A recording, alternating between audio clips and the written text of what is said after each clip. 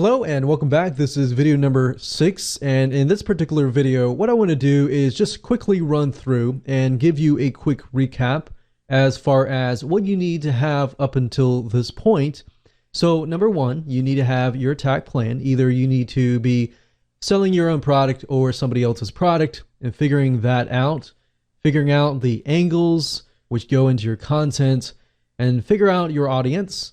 And then you need to make sure you create your content, make sure that it is angled correctly, utilizing the different angles that I have given you, or you can go ahead and create your own angles, but I've given those to you that work.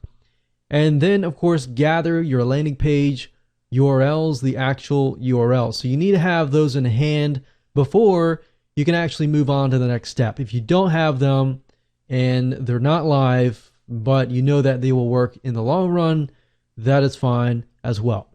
You also need to have kind of an idea of what your call to actions are going to be.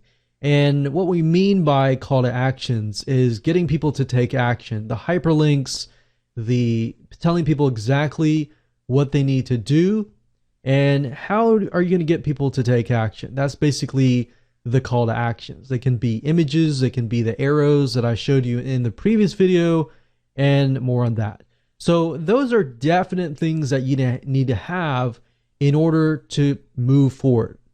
Now, the next two videos, part number 1 and part number 2, are going to help you convert the files to PDF format and ensure that all your hyperlinks work. Because one thing to note is that if you utilize free PDF conversion tools, they don't always convert, whereas the point that your hyperlinks work.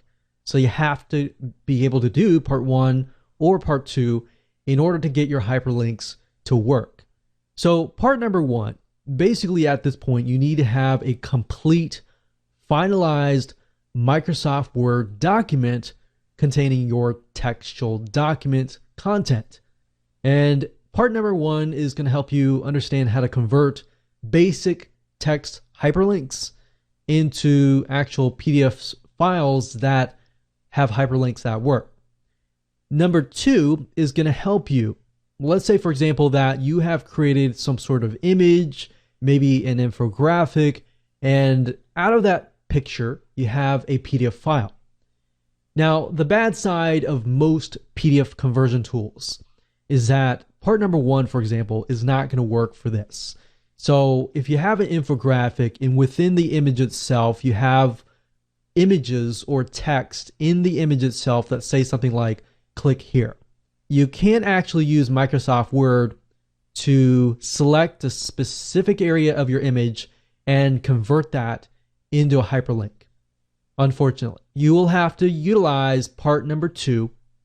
And if you go for part number 2, you can essentially achieve part number 1. Part number 1 is basically an option if you don't really want to achieve part number 2.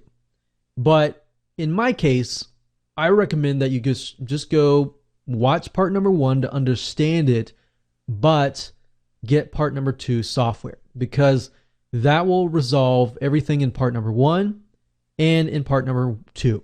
So with that said, let's move on to the next video, and I'm going to show you how to convert a basic Microsoft Word document with textual hyperlinks into a PDF file that works. All right, let's move on to the next video.